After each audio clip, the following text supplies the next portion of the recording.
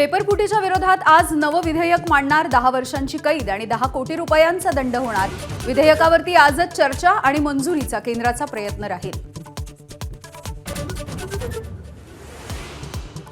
नीटच्या paper leak प्रकरणामध्ये पहिल्याच दिवशी फास्ट ट्रॅक कोर्टामधील सुनावणी लांबणीवर। सीबीआयकडून वकील गैरहजर, वकिलाच्या नियुक्तीचे आदेश। पुढील सुनावणी 3 ऑगस्ट रोजी।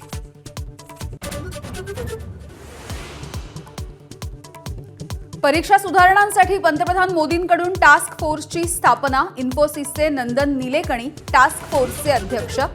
टास्क फोर्समध्ये इस्रो, आयआयटीच्या माजी संचालकांचा समावेश।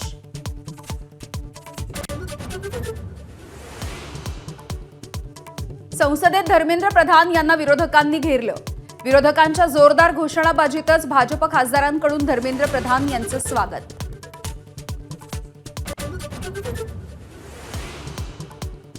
इंस्टाग्राम बनलं नवं जंतर मंतर। इन्स्टावरती कॉकरोच जनता पार्टीप्रमाणे रिझर्वेशन हटाव पार्टी आणि E20 जनता पार्टीचं अकाउंट। दोन्ही अकाउंट्सना वाढते फॉलोअर्स। पुण्यामध्ये व्यावसायिक हर्षवर्धन पवार यांच्या लुटीच्या प्रकरणी पोलिसच दरोडेखोरांच्या भूमिकेत। 1 कोटींच्या दरोड्यामध्ये तोतया पत्रकाराला बेड्या। 2 पोलिसांसह 6 जण फरार।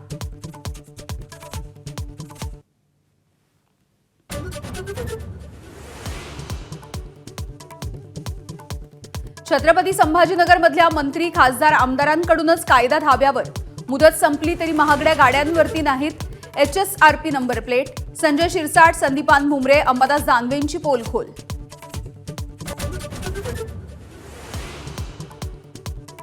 पुणे, सोलापूर आणि अहिल्यानगरची जीवनदायिनी असलेलं उजनी धरण पूर्ण 94% क्षमतेनं भरलं। येत्या 2 दिवसांमध्ये हे धरण पूर्ण क्षमतेनं भरण्याची शक्यता। आणि नाशिकमध्ये गोदावरी नदीची पूरस्थिती कायम। गोदाकाठावरची मंदिरं आजही पाण्याखाली। जिल्ह्यामधील 14 धरणांमधून पाण्याचा विसर्ग कायम।